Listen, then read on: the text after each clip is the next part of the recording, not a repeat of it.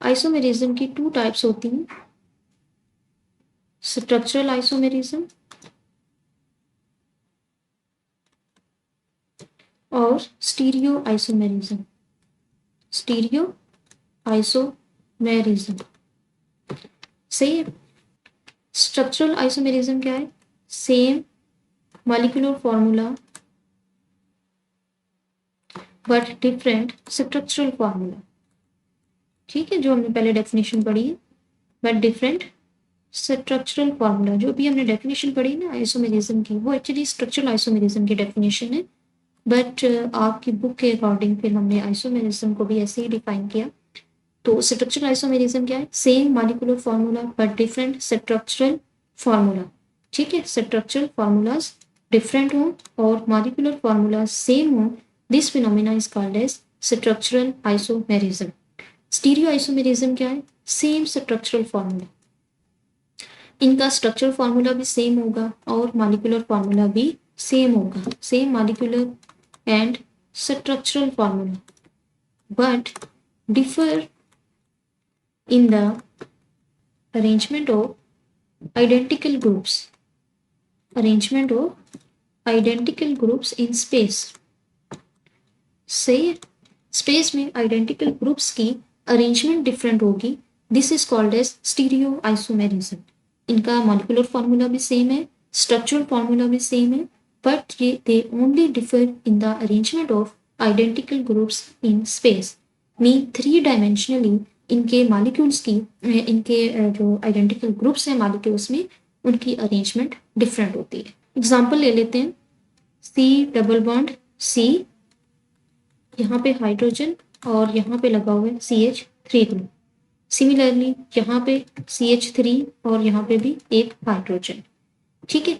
इसी तरह से इसको एक और फॉर्म में भी हम लिख सकते हैं, C double bond C, hydrogen hydrogen और यहाँ पे CH3 और यहाँ पे CH3। अब देखा जाए तो इस कंपाउंड का स्ट्रक्चर फॉर्मूला सेम है, यानी सेंटर में C डबल बॉन्ड C है और कार्बन के एक तरफ जो है, इस कार्बन के साथ भी मिथाइल ग्रुप अटैच है और इस कार्बन के साथ भी मिथाइल ग्रुप अटैच है, ठीक है। इसी तरह से अगर यहाँ देखा जाए तो यहाँ पे भी इस तरफ भी मिथाइल ग्रुप अटैच है, यहाँ भी मिथाइल ग्रुप अटैच है, सेंटर में C डबल बॉन्ड C है, मॉलिक्यूलर फॉर्मूला भी सेम, स्ट्रक्चर फॉर्मूला भी सेम, बट डिफर कहाँ पे आ रहा है कि यहाँ पे CH3 ग्रुप जो है वो इस साइड पे अटैच है, ये आइडेंटिकल ग्रुप्स हैं, लेकिन डिफरेंस कहाँ पे आ रहा है कि जस्ट इनके जो आइडेंटिकल ग्रुप्स हैं, जैसे कि ये CH3 और ये CH3, ये आइडेंटिकल ग्रुप्स हैं, ठीक है। स्पेस में इन दोनों की अरेंजमेंट डिफरेंट है। यहाँ पे CH3 जो है ये यहाँ पे अगर देखा जाए तो ये CH3 ऊपर अटैच है, जबकि यहाँ पे CH3 को नीचे दिखाया गया, सही है।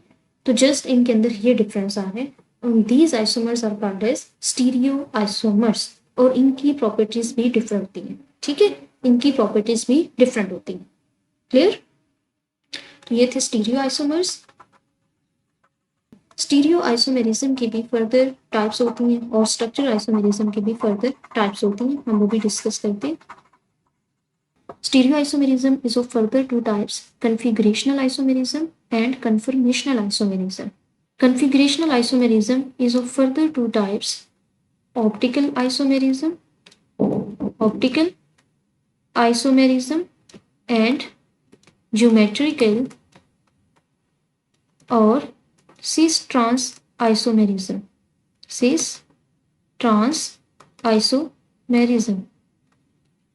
क्लियर। बट यहाँ पे यानी FSC लेवल पे हम जस्ट स्ट्रक्चरल आइसोमेरिज्म और ज्योमेट्रिकल आइसोमेरिज्म को स्टडी करेंगे। Isomerism is of further 2 types, stereo isomerism and structural isomerism. Stereo isomerism is of further 2 types, conformational isomerism and configurational isomerism. Configurational isomerism की further 2 types हैं, optical isomerism and geometrical और cis-trans isomerism. But हम आज के lecture में just पढ़ेंगे structural isomerism और geometrical और cis-trans आइसोमेरिज्म। और स्ट्रक्चरल आइसोमेरिज्म की फर्दर 5 टाइप्स हैं, chain isomerism, position isomerism, functional group isomerism, metamerism and tautomerism. पहले हम स्ट्रक्चरल आइसोमेरिज्म को स्टडी करते हैं। What is the chain isomerism? Chain isomerism होती है जिसमें चेन लेंथ डिफर करती है, ठीक है, चेन लेंथ डिफर, यानी दो डिफरेंट कंपाउंड्स हैं बट दोनों कंपाउंड्स में जो कार्बन एटम्स की चेन लेंथ है वो डिफरेंट होगी, ठीक है। जैसे कि एन ब्यूटेन, वही हम पहले एग्जाम्पल ही ले लेते हैं, CH3 CH2 CH2 and CH3, ठीक है, ये है एन ब्यूटेन एन ब्यूटेन।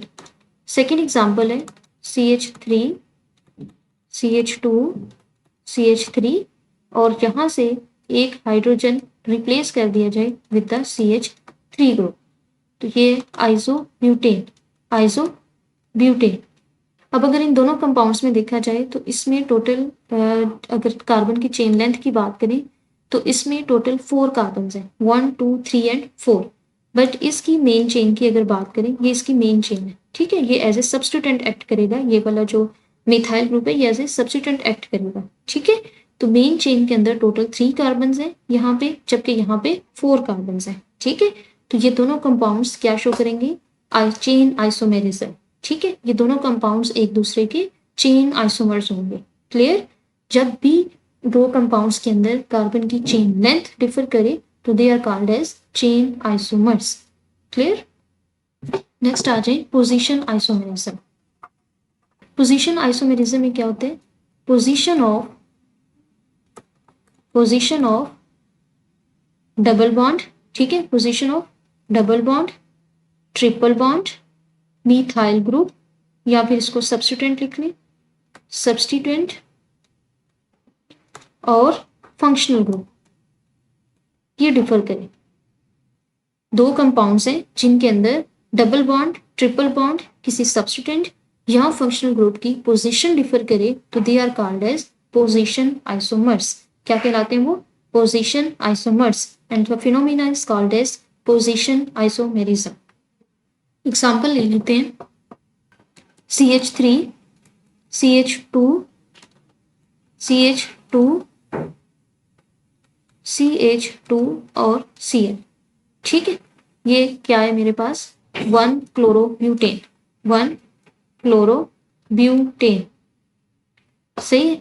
इसी तरह से इसको एक और फॉर्म में हम लिख सकते हैं, CH3 CH2 CH और यहाँ पे मैं लगा दूं CH3 और यहाँ पे लगा दिया जाए क्लोरो ग्रुप, ठीक है, तो ये क्या बन गया, 2 क्लोरोब्यूटेन, 2 क्लोरोब्यूटेन, सही है। अब इस कंपाउंड में मैंने क्या किया कि क्लोरीन की, यानी कि जो एक फंक्शनल ग्रुप है ना क्लोरीन, इसकी पोजीशन चेंज कर दी है। यहाँ पे ये कार्बन नंबर 1 के साथ अटैच है, जबकि यहाँ पे ये कार्बन नंबर 2 के साथ अटैच है, ठीक है, तो इसकी पोजीशन डिफर कर रही है, that's why it's called as position isomers, ठीक है। इनको हम, ये दोनों एक दूसरे के क्या है, पोजीशन आइसोमर्स है, and the phenomena is called as position isomerism, clear. अच्छा जी, इसी एग्जाम्पल को हम एक थर्ड एग्जाम्पल में चेंज कर लेते हैं। अगर यहाँ पे मैं CH3 लगा दूं और इन दोनों कार्बन्स के दरमियान डबल बॉन्ड कर दिया जाए, ठीक है, CH डबल बॉन्ड CH बना दिया जाए, जबकि यहाँ पे यहाँ से क्लोरो ग्रुप रिमूव कर दिया जाए, यहाँ से एक हाइड्रोजन रिमूव कर दिया जाए और यहाँ पे डबल बॉन्ड लगा दिया जाए, ठीक है। तो अब ये क्या हुआ, ये 2 ब्यूटीन हुई, इसका नेम क्या है, 2 ब्यूटीन, कार्बन नंबर 2 पे डबल बॉन्ड लगा हुआ है ना, ठीक है, तो 2 ब्यूटीन, जबकि यहाँ पे कार्बन नंबर 1 पे डबल बॉन्ड लगा हुआ है, तो ये क्या हो जाएगी, 1 ब्यूटीन, क्या हो जाएगी ये, 1 ब्यूटीन, क्लियर। तो ये दोनों एक दूसरे के क्या हुए, आइसोमर्स, और कौन से आइसोमर्स, पोजीशन आइसोमर्स, क्यों, क्योंकि यहाँ पे डबल बॉन्ड की पोजीशन जो है वो इन दोनों कंपाउंड्स में चेंज है, that's why is called as position isomers. एक और एग्जांपल ले लेते हैं, फर्दर आपको क्लियर हो जाएगा। हेक्सेन की एग्जांपल लेते हैं, एन हेक्सेन, इसको मैं 2 डिफरेंट वेज में लिख सकती हूँ।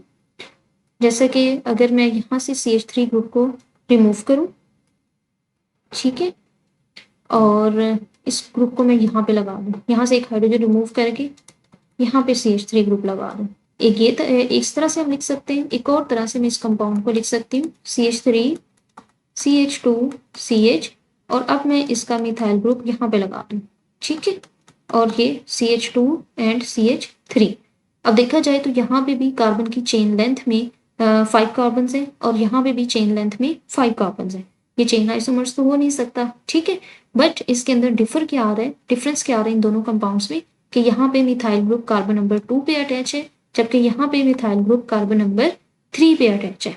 That's why they both are called as position isomers, ठीक है। ये एक दूसरे के पोजिशन आइसोमर्स होंगे जिनके अंदर मिथाइल ग्रुप जो है यानी सब्स्टिट्यूएंट जो है उसकी पोजिशन चेंज है। Functional group isomerism, functional group isomerism में सेम मॉलिक्यूलर फार्मूला सेम होगा, same molecular formula but different functional groups different होंगे।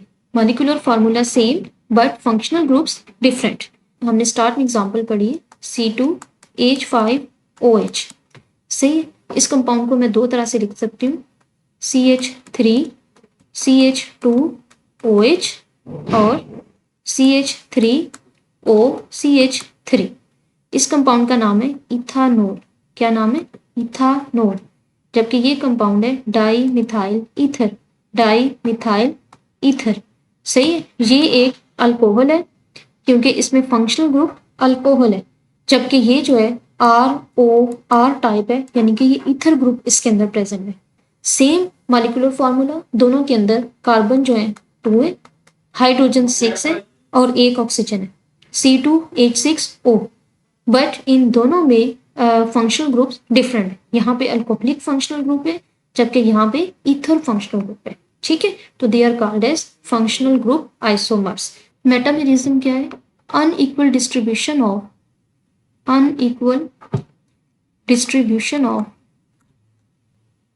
of carbon atoms,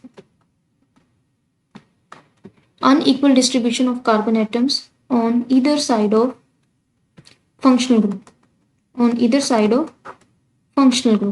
functional group की दोनों तरफ कार्बन का नंबर डिफर करेगा, ठीक है।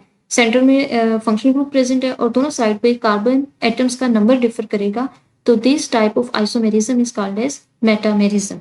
क्लियर? एग्जाम्पल देख लेते हैं। मैं यहाँ से इसको रिमूव कर देती हूँ। एग्जाम्पल है मेरे पास डाई इथाइल ईथर की। पहले हमने डाई मिथाइल ईथर पढ़ा है, तो अब हम डाई इथाइल ईथर की एग्जाम्पल लेते हैं। CH3 CH2O CH2 and CH3। और इसका दूसरा आइसोमर क्या होगा? अब अगर यहाँ पे देखें तो सेंटर में ऑक्सीजन है, यानी कि ये ROR फंक्शनल ग्रुप है, ईथर फंक्शनल ग्रुप है। और यहाँ पे R जो है वो किसको शो कर रहा है? ईथाइल को, ठीक है। R किसको शो कर रहा है? Ethyl.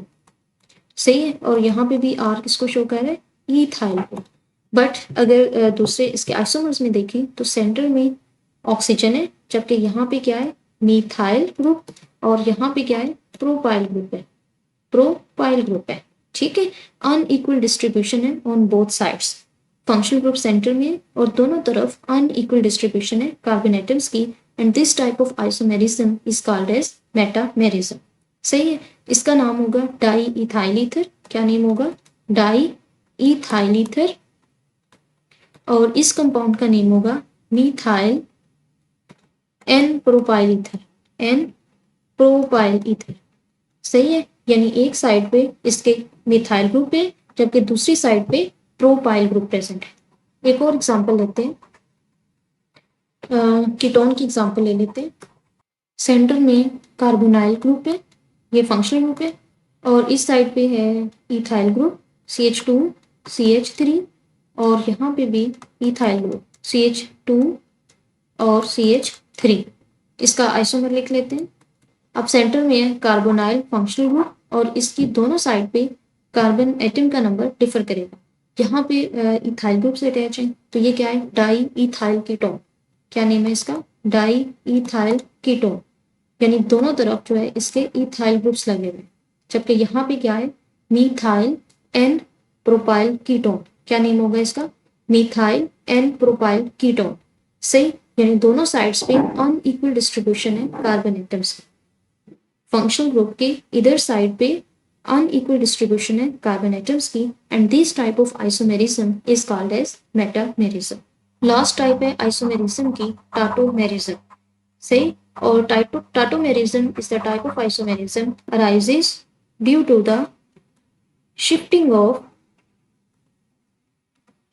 of proton within the same molecule,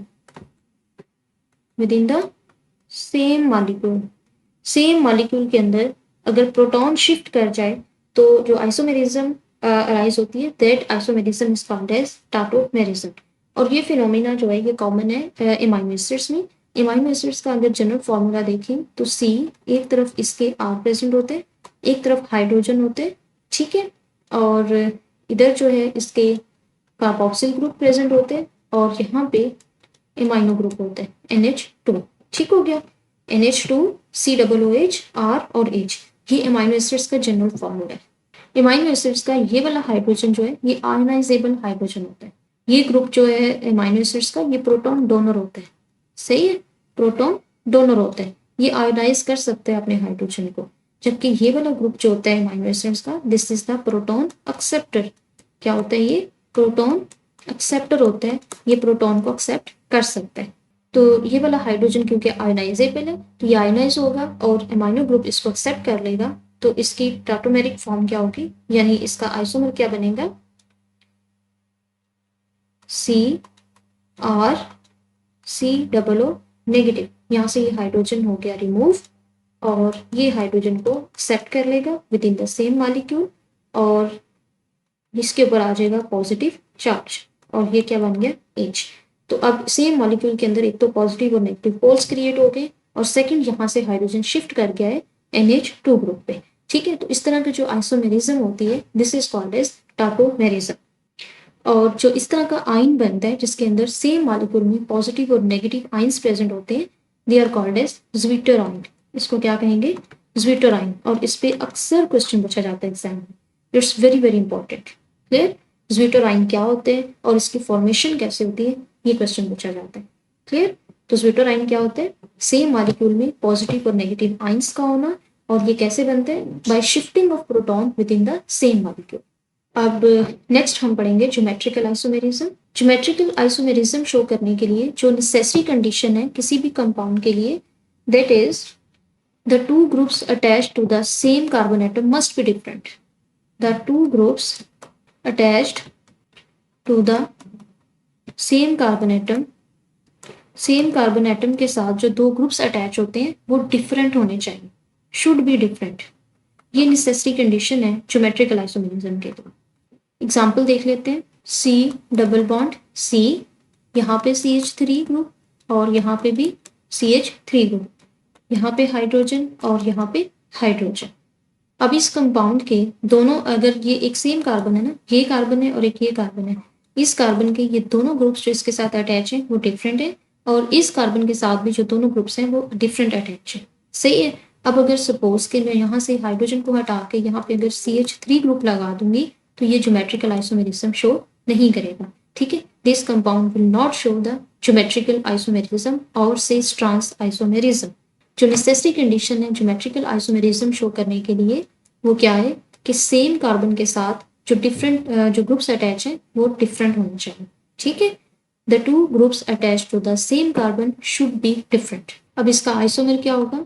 C double bond C, यहाँ पे CH3 ग्रुप और फिर यहाँ पे CH3 ग्रुप, ये H और यहाँ पे H। यहाँ पे CH3 यानी कि मिथाइल ग्रुप्स जो है वो सेम साइड पे है, जबकि यहाँ पे मिथाइल ग्रुप्स ऑपोजिट साइड पे है, ठीक है। और जिस कंपाउंड में ये आइडेंटिकल ग्रुप्स सेम साइड पे होंगे वो होगी सिस फॉर्म। क्या होगी? सिस फॉर्म, ठीक है, ये सिस आइसोमर होगा। जबकि जिसके अंदर आइडेंटिकल ग्रुप्स ऑपोजिट साइड पे होंगे this will be transform. Clear? तो ये सिस आइसोमर है और ये क्या है इसका? ट्रांस आइसोमर है। अब ये भी एक अल्काइल ग्रुप है, सही है, और ये भी एक अल्काइल ग्रुप है।